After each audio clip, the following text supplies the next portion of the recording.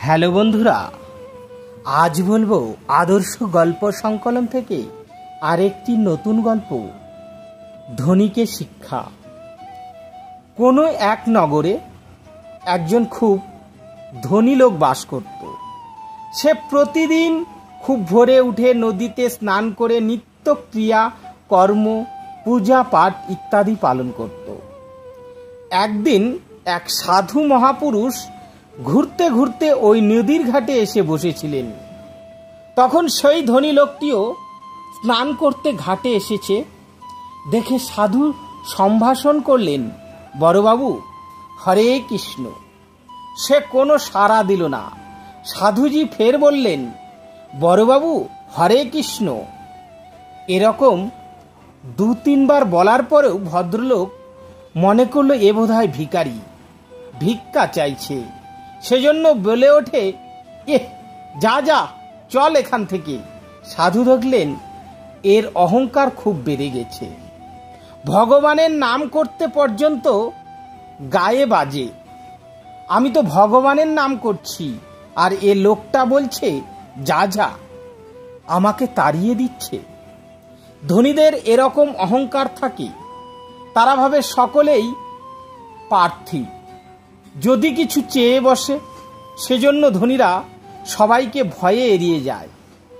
ওদের গরিব, সাধু, ব্রাহ্মণ, রাজা, চোর, ডাকাত সবার থেকেই ভয়। এমনকি নিজের ছেলে মেয়ে, নাতি নাতিনি প্রভৃতি সকলের ভয়েই ধনীরা শঙ্কিত থাকে। সাধু বাবা চিন্তা করলেন একে একটু শিক্ষা দিতে হবে। সঙ্গে সঙ্গে তিনি সেই ধনী ব্যক্তির মায়ারূপ ধারণ করলেন আর অবিকল সেরূপ সেজে তার বাড়িতে চলে গেলেন। দারোয়ান তাকে দেখে বলল, হুজুর, আজ আপনি এত তাড়াতাড়ি ফিরে এলেন? সে বলল, নদীর ঘাটে একজন বহুরূপীকে দেখলাম, ঠিক আমার মতো দেখতে।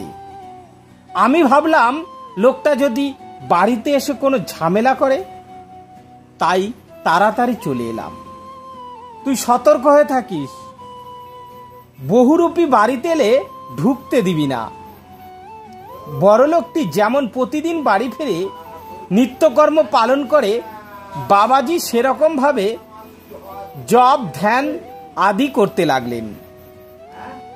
এদিকে সেই ব্যক্তি যখন অন্য দিনের মতো ভিজে কাপড় সহ ফিরল, তখন দারোয়ান তাকে বাধা দিয়ে বলল, কোথায় যাচ্ছ? এখান থেকে দূর হও। সেই ব্যক্তি বলল, তুই গাঁজা টাজা খেয়েছিস নাকি? কি ব্যাপার, তুই আমার চাকর হয়ে মনিবগিরি দেখাচ্ছিস? দারোয়ানটা বলল, পালাও এখান থেকে, নইলে মজা দেখিয়ে ছাড়ব। সেই বড় লোকটি ছেলেকে ডেকে বলল, আজ এর হয়েছে কি? ভিতরে যেতে দিচ্ছে না। তার ছেলেও বলল, বাইরে যাও, বাইরে যাও, ভিতরে ঢোকার চেষ্টা করো না। ভদ্রলোক দেখল মহা মুশকিল, কেউ তাকে বাড়ির ভিতরে যেতে দিচ্ছে না। বেচারা খানিক এধার ওধার ঘুরোঘুরি করে ভাবল, না, অন্য কোথাও না গিয়ে সোজা রাজার কাছে যাওয়া যাক। অতঃপর সে রাজার কাছে উপস্থিত হলো। ওই ব্যক্তি রাজদরবারে একজন বেশ মান্যগণ্য ব্যক্তি হিসেবে পরিচিত। রাজা তাকে আজ এই অবস্থায় দেখে বলল, আজ কি ব্যাপার, ভিজে কাপড়ে এখানে এলেন যে?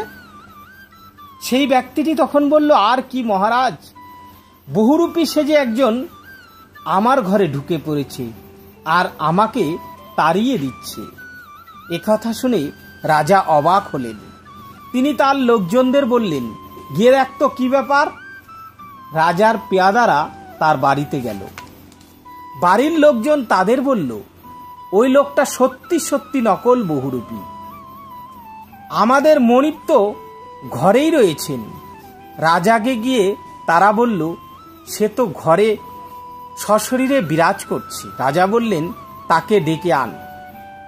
তাকে গিয়ে বলে যে রাজামশাই ডাকছেন। খবর দিতেই বড়লোক বেশি সাধু পুরুষ তখন 4 ঘোড়ার গাড়িতে চেপে সাজ পোশাক পরে যেমন আগে ওই ব্যক্তি দরবারে আসত সেইভাবে রাজার কাছে হাজির হলেন এবং বললেন, অন্নদাতা অধমকে কেন ডেকে পাঠিয়েছেন? রাজা দেখে চমকে গেলেন। দেখেন দুজনেই একই রকম, কি করে আসল ব্যক্তিকে চেনা যাবে? মন্ত্রীদের জিজ্ঞাসা করলেন, তারাও বলল, মহারাজ আসল ব্যক্তিকে তো চেনা যাচ্ছে না। তখন রাজা জিজ্ঞাসা করলেন, আপনাদের মধ্যে কে আসল আর কে নকল বলুন। দুজনের কাছ থেকে একই উত্তর এল, হুজুর আপনি পরীক্ষা করে নিন। ধনী ব্যক্তির রূপে উপস্থিত সাধু বললেন, হিসেবের খাতাপত্র নিয়ে আসুন, খাতায় যা যা লেখা আছে বলে দিচ্ছি। খাতাপত্র সব আনা হলো। তিনি খাতা না দেখেই বলে দিলেন কোন কোন বছরের কোন কোন খাতে কত খরচ হয়েছিল। ওই খাতায় অমুক জায়গায় এই লেখা আছে। একেবারে সব হুবহু মিলে গেল। সবার সামনে প্রমাণ হয়ে গেল আসল জনই নকল। রাজা বললেন, এই লোকটাকে কয়েদ করো। পরে সাধু বাবার অনুরোধে তাকে ছেড়ে দেওয়া হলো। পরের দিন সেই লোকটি যথারীতি নদীতে স্নান করতে গেছে। সে দেখে সেই সাধু বাবা সেখানে বসে আছে। ধনী ব্যক্তিকে দেখে সাধু বাবা বললেন, হরে কৃষ্ণ। একথা শুনেই তার চোখ খুলে গেল। সবই এই মহত্তর কাজ। সাধু বাবা বললেন, তুমি ঈশ্বরের নাম জপ করো, অন্যকে অপমান গালাগালি করো না, ধনের অহংকার ত্যাগ করো। ধনী ব্যক্তিটি তখন মাথা নিচু করে চুপচাপ নিজের বাড়ি চলে গেলেন। তো বন্ধুরা, ভিডিওটি কেমন লাগলো?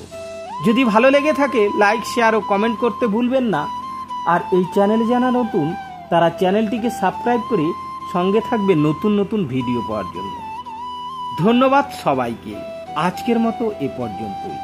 দেখা হবে পরবর্তী ভিডিওতে।